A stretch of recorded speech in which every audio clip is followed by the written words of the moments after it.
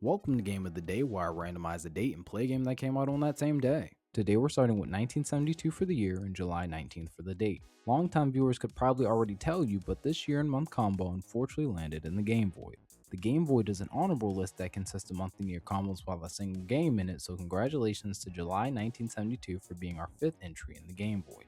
Upon respinning though, we got October 15th, 1981, which was another miss, but there are 3 games on the previous date to spin, and one of them might be pretty similar to something you've seen before.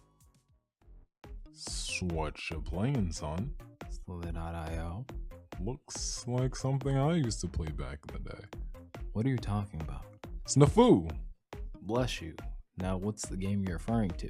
The game is... Snafu, which was released by Mattel for the Intellivision. The game's main objective was to be the last snake slithering as you tried not to run into other snakes or your own trail in the process. The way scoring worked was for each snake that got eliminated, all the other snakes were awarded a point, and whatever snake had the most points at the end was the winner. The game featured 16 different game modes that were mainly different variations of movement type, players, obstacles, and permanents.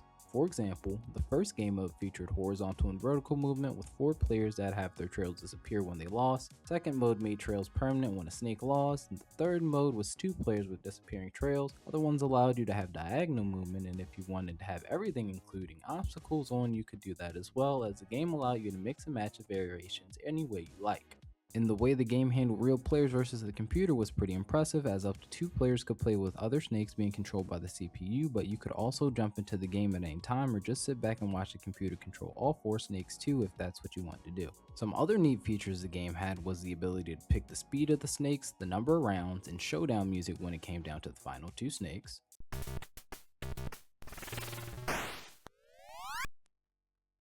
And an unexpected quality of life feature that'd speed up the game after the player lost so they wouldn't have to wait and watch the CPU play for long. One last thing going back to the game modes though is you may have noticed every 4th number was missing, but that was because there was also a second game type called bite games, where the main objective was to bite off your opponent's tail, and whatever snake had no tail left at the end was the loser.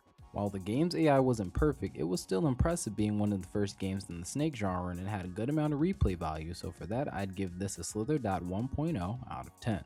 Make sure to follow and leave a comment about what you think of this game, and I'll see you guys in the next one.